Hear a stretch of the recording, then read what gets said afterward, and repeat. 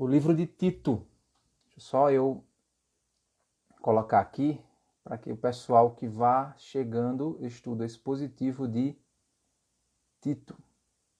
A gente vai estudar hoje o capítulo 2, capítulo 3, do verso 1 ao verso 8.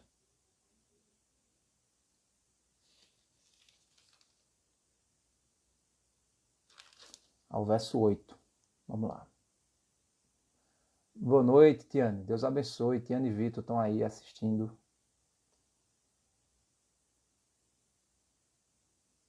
Larissa. Interpretar. Você que está aqui no Facebook, seja bem-vindo também. Débora, Deus abençoe. Deixa eu ajustar aqui. Hoje eu tive que fazer uma adequaçãozinha aqui do meu cenáriozinho aqui, da posição das câmeras, principalmente do Facebook. Boa noite, nossa irmã Terezinha, Deus lhe abençoe. Oi, Larissa, tudo bem? Boa noite. Boa noite. E aí, vamos lá? Então vamos orar ao Senhor e pedindo que Ele esteja. Dona Carmen, Deus lhe abençoe. Deus abençoe sua vida. Seja bem-vinda. Vamos orar?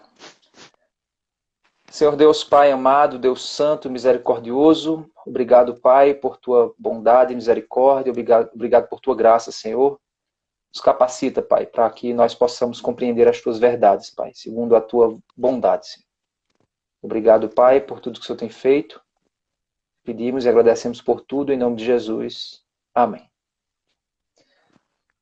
Deixa só eu voltar aqui os comentários e fixar o meu comentário aqui. Peraí. Fixar o meu comentário. Pronto. Aí o pessoal já entra sabendo o que é que a gente está estudando aqui. Ok. Então, nós já vimos aqui na Epístola de Tito, né, fazendo uma revisão rápida, né, do que a gente já viu. Nós vimos que Tito foi deixado em Creta para organizar as igrejas, e essa era uma das intenções da Epístola. Era Paulo dar algumas orientações para que Tito fizesse esse trabalho. E uma dessas orientações era escolher líderes para a igreja local. E ele dá as qualificações desses líderes da igreja local do capítulo 1, do verso 7 ao verso 9. No verso 10, nós vemos Tito, a partir do verso 10 até o verso 16, nós vemos Paulo falando a Tito para ele combater os falsos profetas, os que enganam as pessoas, e que fazem isso por motivo financeiro. E a principal heresia que esses homens pregavam eles eram os judaizantes, eles eram pessoas que queriam que os cristãos guardassem também a lei. E aí eles deveriam ser repreendidos, né, por Tito, e que Tito não deveria se ocupar de fábulas, né, de questões judaicas ou extra-bíblicas, né, escrituras sagradas, que não iriam ser proveitoso em nada para a vida espiritual daquele povo. E ali onde ele, no verso 1, capítulo 2, ele diz: mas você ensine o que está de acordo com a sã doutrina. E é a partir daqui que Paulo começa a dar diretrizes para a vida cristã em comunidade. Como é que essa vida cristã ela estaria acontecendo. E essa vida cristã ela é reflexo da maneira como esse povo eles viviam o evangelho. Então o evangelho gera transformação. Então nós não somos transformados para sermos salvos.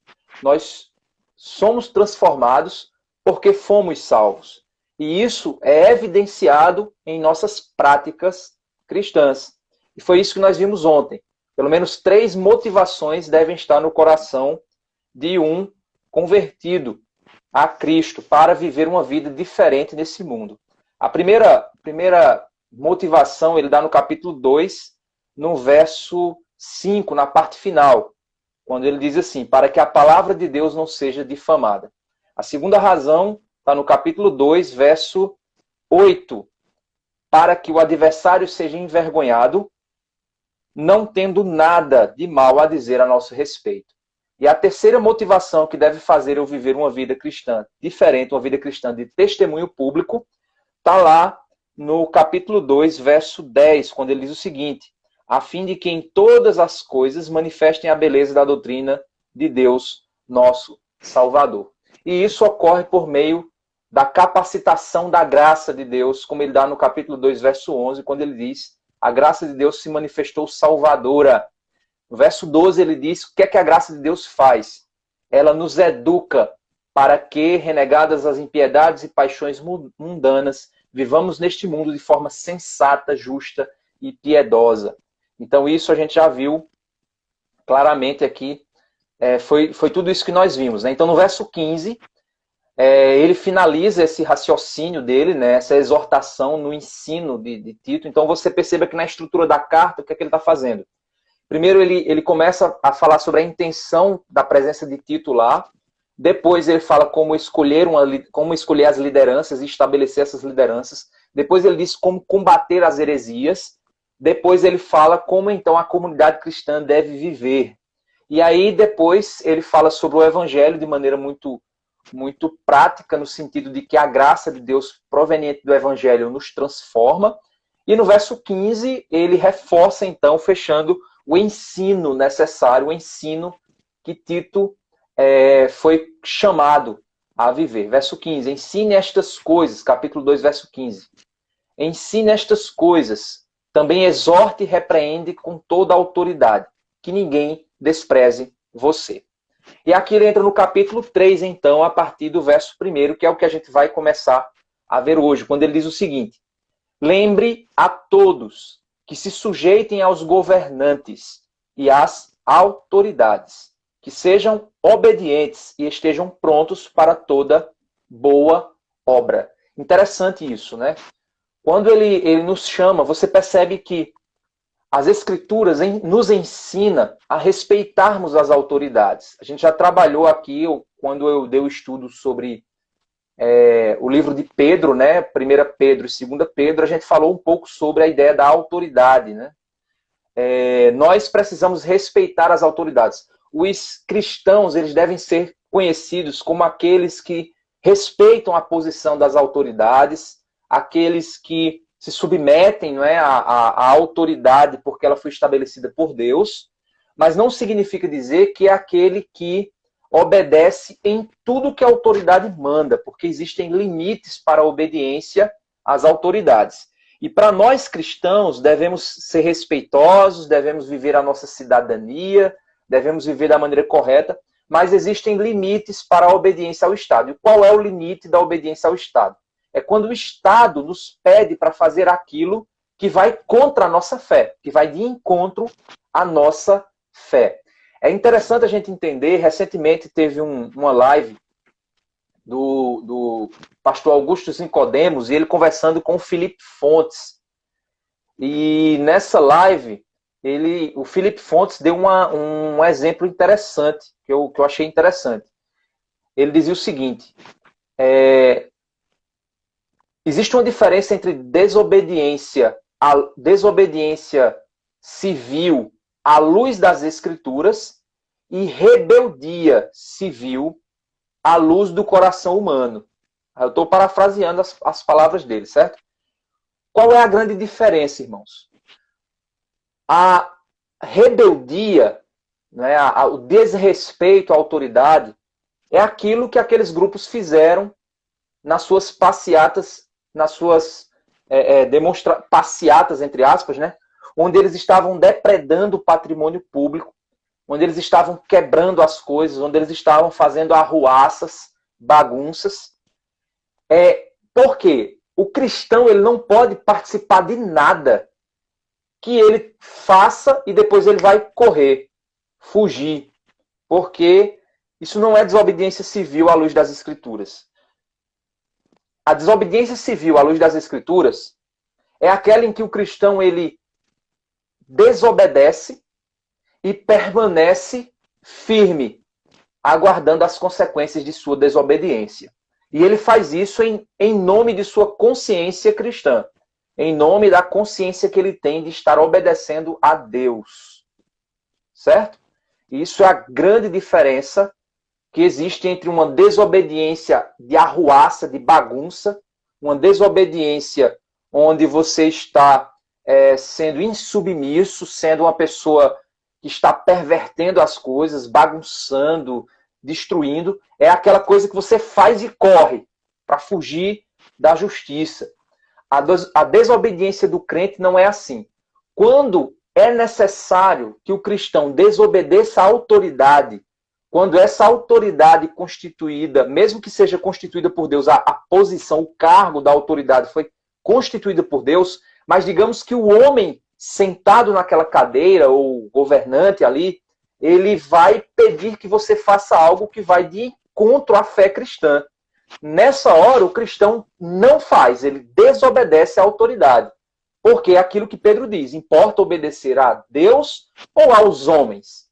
Né? Pedro se colocou numa condição de desobediência às autoridades religiosas que estavam naquele momento ali e se colocou numa posição de desobediência às autoridades civis também naquele contexto.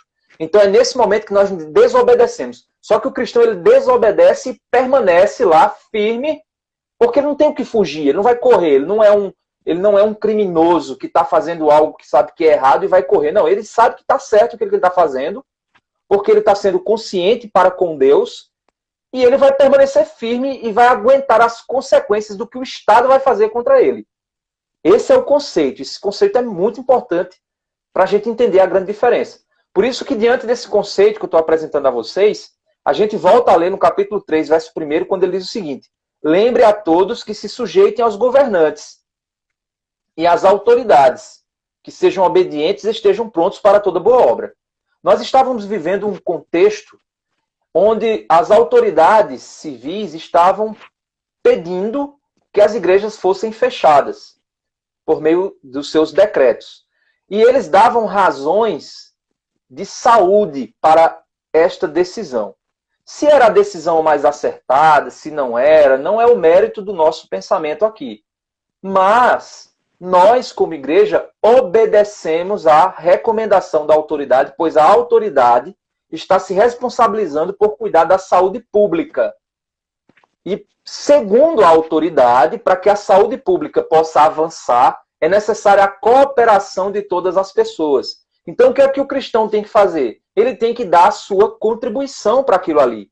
Ele tem que cooperar com o governante para que o governante possa realizar a sua missão estabelecida por Deus, que é administrar aquele bem público ali. Então, nós nos submetemos como igreja nesse sentido. Não era perseguição religiosa, não é perseguição religiosa, porque o motivo do fechamento não foi diretamente o fato de nós sermos cristãos, o fato de que o Estado não quer o culto porque vai contra o Estado. Não tem nada a ver com isso. Então, quem vai com essa ideia de perseguição religiosa está viajando na maionese. Né? Na realidade, nós nos submetemos. Agora, se, por acaso, imaginem vocês, todas as escolas abrem, as universidades abrem, os shoppings abrem, tudo abre, e o Estado diz assim, não, as igrejas não vão abrir.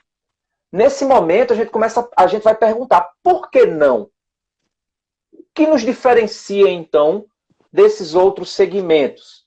Aí o Estado ele vai simplesmente inventar uma desculpa, se for o caso. A gente vai dizer, não, isso não faz sentido nenhum, isso que você está nos dizendo. E aí, nesse momento, que a gente vai começar a perceber uma perseguição diretamente à nossa fé. E aí é a hora de nós desobedecermos a autoridade civil, mas a gente não faz isso e foge, e corre, como se a gente fosse um arruaceiro, um criminoso. Não. Nós fazemos e nos mantemos firmes e deixamos que as consequências venham sobre nós. Deus pesará sobre as autoridades a mão de sua soberana mão. Então essa é a grande diferença. Então nós devemos ser o quê?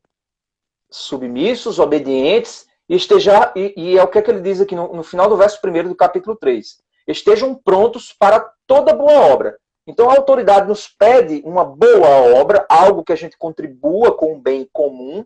nós devemos estar aptos para fazer. Isso é interessante, irmãos, porque você que é crente e fica aí desobedecendo a autoridade, dizendo assim, isso é bobagem dessa autoridade. Você que se põe como cientista, infectologista, especialista da saúde, que você sabe, hoje em dia com rede social o povo sabe de tudo, né? E aí você que se coloca nessa posição e você fica desobedecendo a autoridade, depois não venha cobrar a autoridade que ela resolva o seu problema, porque ela está pedindo a sua cooperação e você não está cooperando.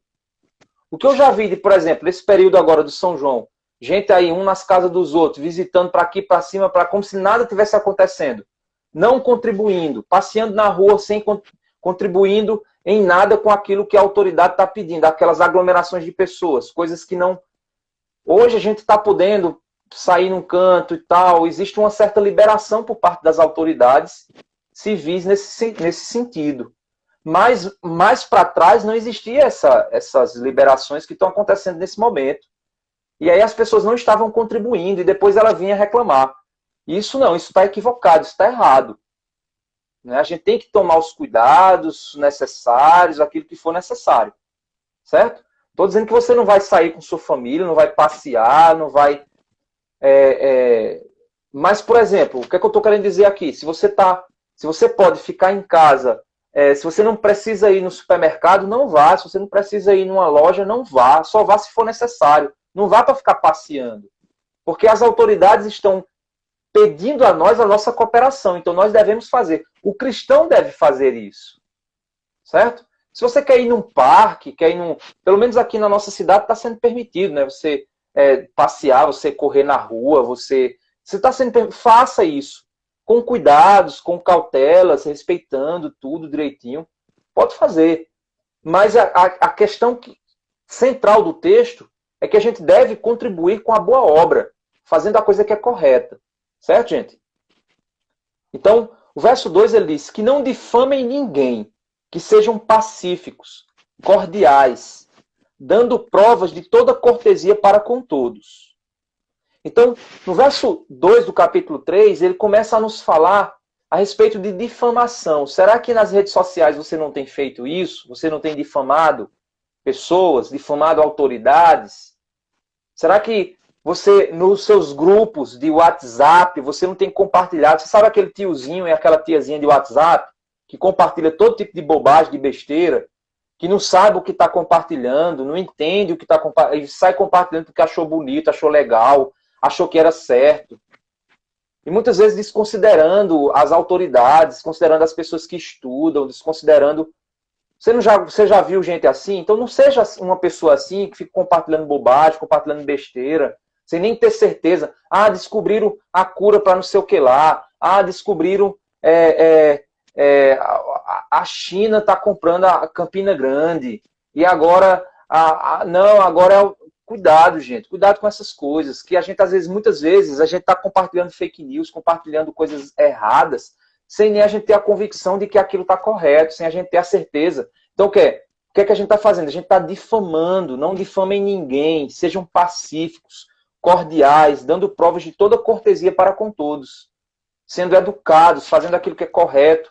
Nas redes sociais, hoje, se você discorda de alguém, você já vai com palavras duras, você não tem a paciência de ler, dizer assim, me explique melhor, não estou entendendo o que você está querendo dizer. Então nós não somos cordiais, nós não somos pacíficos, queremos brigar, queremos debater, disputar, mostrar o nosso lado, xingar uns aos outros. Isso não é o comportamento cristão, conforme a gente está vendo o Tito no capítulo 3 nos dizendo isso aqui. E ele continua dizendo assim, pois nós também no passado, no verso 3, éramos insensatos, desobedientes, desgarrados, escravos de todo tipo de paixões e prazeres, vivendo em maldade e inveja, sendo odiados e odiando-nos uns aos outros. Então ele está dizendo, olha, no passado nós éramos entregues às paixões, levados pelas confusões, pelos problemas. Nós não tínhamos a capacidade de raciocinar e de ver a coisa correta, a coisa certa. Você já viu gente sendo levada por por extremismo, por coisa, por qualquer notícia, se desesperando por uma notícia fantasiosa, vivendo uma coisa completamente... Se você olhar o mundo, está vivendo assim, politicamente, está vivendo assim por causa dessa crise do coronavírus, está vivendo dessa forma aí, dessa maneira. As pessoas estão vivendo, compartilhando mentiras, notícias fantasiosas, curas milagrosas, coisas de teorias da conspiração, coisas disso, coisa daquilo e tal. É muita loucura, muita coisa nesse mundo que você põe a mão na cabeça e faz, meu Deus do céu, é muita loucura por aí afora. Nós não somos assim, irmãos. O crente não é assim. O crente não fica nessas ondas, surfando na onda do mundo, não. Nós não somos assim. Nós antes nós éramos assim, mas hoje nós somos diferentes. As pessoas, o mundo precisa olhar para o cristão e nos ver pessoas equilibradas, pessoas corretas. Quando nós nos posicionamos, as pessoas têm que ver que a nossa posição é sensata, é correta, é verdadeira. Estamos comprometidos com aquilo que é real, aquilo que é verdadeiro. As pessoas precisam ver isso em nós. No verso 4 ele diz o quê? Por que a gente não vive mais desse jeito que ele dá no verso 3? Porque no verso 4, algo mudou em nós, algo mudou na nossa vida. O verso 4 diz: mas quando se manifestou a bondade de Deus, nosso Salvador, e o seu amor por todos, ele nos salvou. Ou seja, nós somos salvos em Cristo porque Deus é bom. Ele manifestou em Jesus Cristo a salvação. Ele nos salvou. E ele fixa aqui um pensamento muito importante. Quando ele diz, não por obras de justiça praticadas por nós. Não fomos nós que compramos a salvação por nossas obras. Nós não fazemos boas obras para sermos aceitos por Deus. Nós não fazemos boas obras para comprar a salvação em Deus. Nós fazemos as boas obras porque elas são fruto da nossa salvação, consequência da nossa salvação. É algo que Deus está fazendo dentro de mim. E por isso esse algo que Ele está fazendo dentro de mim está saltando em boas obras para que o mundo veja o meu equilíbrio, veja o meu bom senso, veja as minhas atitudes corretas. É isso que nós devemos fazer. E é isso que ele diz, segundo a sua misericórdia. Não fomos nós que fizemos algo. Tudo começou nele. Tudo vem dele. Tudo volta para ele. Tudo é para a glória dele. Então, por causa da misericórdia dele, da bondade dele, nós somos salvos.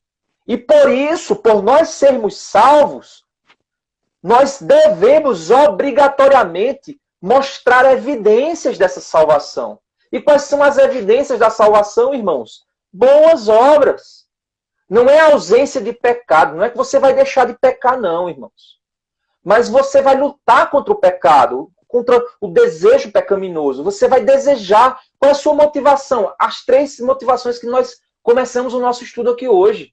Testemunhar Cristo na minha vida. Mostrar que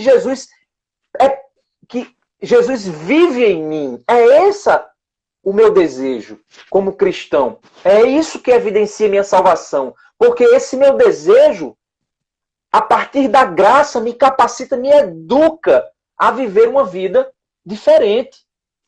Então, irmãos, o verso 5 ele continua dizendo o seguinte: ele nos salvou mediante o lavar regenerador e renovador do Espírito Santo.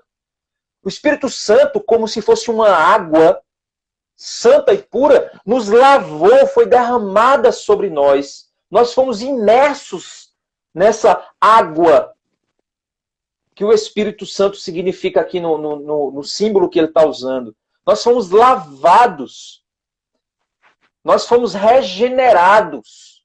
Ou seja, nós entramos defeituosos nas águas do Espírito e saímos transformados dessas águas.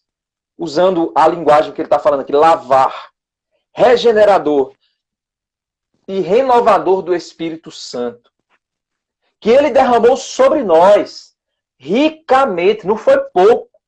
Foi muita água, foi uma enchente, foi uma torrente do Espírito derramado sobre nós, por meio de Jesus Cristo, nosso Salvador. Ele continua.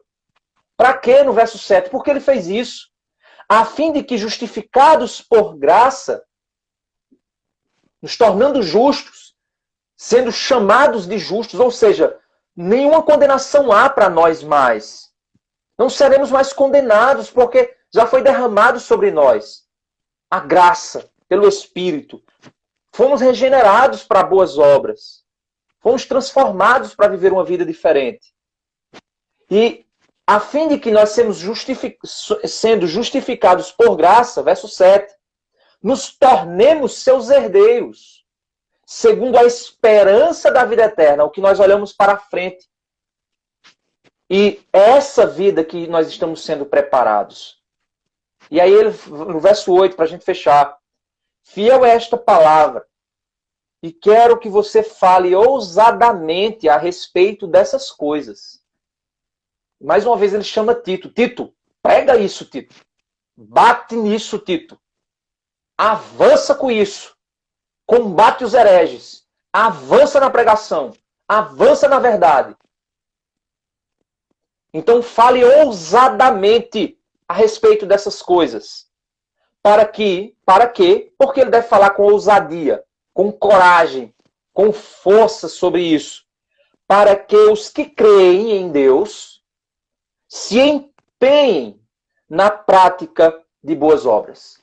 Então, meu irmão, se você já se entregou a Cristo, você precisa se empenhar. É responsabilidade humana. Não é uma coisa que é automático em mim. Eu preciso me empenhar para fazer a boa obra. Em mim eu já tenho tudo necessário, todo o ferramental necessário para eu fazer a boa obra. Regenerado pelo Espírito, renovado, limpo pelo sangue do Cordeiro, nova criatura, nasci de novo. Já tenho tudo necessário para a prática das boas obras. Justificado diante de Deus, tornado justo. Tudo isso que eu tenho já dentro de mim já me capacita às boas obras. Então agora o que eu preciso fazer? Assumir a responsabilidade. E aí, no bom sentido, né? Tomar posse daquilo que Cristo já conquistou para mim, que é a minha santificação, a minha capacidade para ser santo, minha capacitação de viver boas obras. Então eu devo me empenhar na prática das boas obras, fazer o que é correto. Por isso, irmãos, nós precisamos pregar contra o pecado. Ninguém desenvolve sua santidade se eu ficar pregando coach aqui. Traga o seu potencial. Olha, você é tão amado. Vai. Não. Quando eu prego contra o pecado, eu digo, olha, isso está no teu coração, é a tua natureza. Bate contra isso. Ajoelhe-se na presença do Senhor. Arrependa-se do seu pecado. Busque em Cristo capacidade para viver uma vida santa. E ele diz, estas coisas são excelentes e proveitosas para todas as pessoas. Ou seja, é proveitoso viver uma vida de boas obras. Nos faz prosperar, nos faz avançar, nos faz testemunhar Cristo a partir da nossa vida. E outros passam a ver as boas obras em nós, que nós fazemos, e eles passam a desejar também viver essa vida. E a gente consegue, a partir disso, mostrar o poder do Evangelho. E que esse Evangelho está disponível para todo aquele que quer. Todo aquele que ouve a mensagem e crê nessa mensagem. E entende a necessidade de entregar-se a Cristo. Todos receberão poder para serem educados para boas obras em Jesus Cristo. A partir da sua salvação. Produzir obras que glorifiquem a Deus. Então, irmãos, faça uma avaliação se você tem se empenhado nessa prática das boas obras. Faça uma avaliação como tem sido a sua vida nas redes sociais. Você tem postado fotos sensualizando. Você já viu gente que posta foto fazendo biquinho, sensualizando. Você não vê que não é biquinho de brincadeira, de criancice. É sensualidade. É querendo despertar desejo no outro. Rapazes com fotos sem camisa e querendo mostrar lá e tal, que eu sou o cara e coisa e tal. Pessoas compartilhando notícias mentirosas. Pessoas fazendo fofoca nas redes sociais, muitas vezes, ou publicando falsidades, que aquilo que não é a vida real daquela pessoa. Ou então, pessoas brigando politicamente por políticos, defendendo idolatrias políticas, ao invés de defender a verdade, os valores, mas defendendo os homens. Faça uma avaliação como é que está a sua vida, como é que está o teu trabalho, o teu emprego, como é que você serve ao teu patrão. Você que é empresário, como é que você trata seus clientes? Você, marido, como você trata sua esposa? Esposa, como é que você lida com seus filhos, com seu marido? Marido, pai, como é que você está lidando? Faz essa avaliação, meu irmão, porque se você é servo do Senhor Jesus Cristo, você já tem todo o ferramental necessário para viver uma vida correta. O problema está no teu amor ao erro, no teu amor ao pecado. Se nós aprendermos, irmãos, a amarmos a Deus acima de tudo, se nós aprendermos a odiar o pecado que há em nós receberemos o poder do Espírito para sermos transformados. A partir da leitura da palavra, da compreensão, da transformação do Espírito Santo, a partir do desejo, do nosso empenho de viver uma vida correta. Por que nós fazemos isso? Para testemunhar a Cristo em nós. Precisamos, irmãos, de crentes que não são só membros de igreja. Precisamos de crentes que não só são postadores de fotos, de versículos, de coisas nas redes. Precisamos de crentes que dão testemunho de santidade nas mídias sociais. Que dão testemunho de santidade na forma como se veste, na forma como fala, na forma como vive. Precisamos disso. Isso é poder de Deus para testemunhar o que o Evangelho é capaz de fazer. Então, meu irmão, entenda uma coisa. Se você não tem evidência de transformação na sua vida, se você não tem evidência de que você luta contra o teu pecado em Cristo Jesus, meu irmão, você precisa se converter a Jesus. Por que você acha que Jesus ele diz que muitos no último dia dirão: Senhor, Senhor, nós profetizamos em teu nome fizemos muitos milagres, em teu nome fizemos maravilhas, pregamos no teu nome, Senhor. Eu vou até completar. Compartilhamos versículos, Senhor. Ó, Senhor, nós participamos dos ministérios da Igreja Batista da Graça, meu Senhor. Ó, Senhor, eu estava lá nos ensaios. Ó, Senhor, eu estava lá nos cultos. Ó, Senhor. Jesus vai dizer: apartai-vos de mim, vós que praticais a iniquidade, eu nunca vos conheci. Porque o que diferencia, irmãos, é o desejo que alguém tem por Jesus. Meus irmãos, tudo que você for fazer na sua vida, se pergunte: isso glorifica o Deus que eu amo? Se isso não glorifica o Deus que você ama, meu irmão, não faça. Isso glorifica, isso que eu vou postar, aponta para a beleza de Jesus ou aponta para a minha beleza? Aponta para a inteligência da verdade em Cristo ou para a minha inteligência? Quem é o astro da minha rede social? É o que eu produzo para Cristo ou eu? A minha vida diária, como é que eu trato meus filhos, meus parentes, meus amigos, meu trabalho? Irmãos, precisamos de crentes que mostrem transformação nesse mundo. Porque ser evangélico é muito fácil hoje em dia. Só escolher a igreja. Você quer ser homossexual? Tem a igreja que vai te dizer para você que tudo bem. Você quer ser ladrão? Vai ter igreja que vai dizer que tudo bem. Você quer ser adúltero? Casar 3, 4, 5 vezes? Vai ter igreja que vai dizer para você que pode. Esse é o problema, irmãos. Temos heresia para tudo que é gosto. Agora, pessoas que amam a Deus e lutam contra os seus pecados para viver uma vida santa, são esses que são os verdadeiros crentes. Então, meu irmão, você não tem que fazer para eu ver. Você é membro da Batista da Graça, se você for membro, você não tem que fazer para eu ver. Porque eu não vou te salvar. Eu não vou te salvar. Na eternidade, quando todos nós estivermos diante do Senhor, Você não vai chegar para mim e dizer, pastor, vem cá, diga para Jesus aqui o que foi que eu fiz. Meu irmão, não vai ter isso. Cada um vai prestar conta de si, meu irmão. Por isso que eu prego, para que você acorde. Transforme sua vida. Mude. Porque a graça está aí para você mudar. Então que Deus abençoe nossas vidas. Obrigado mais uma vez, os irmãos. Semana que vem a gente vai ter algumas mudanças, certo? Amanhã, às 7h30, nós vamos ter estudo para casais, certo?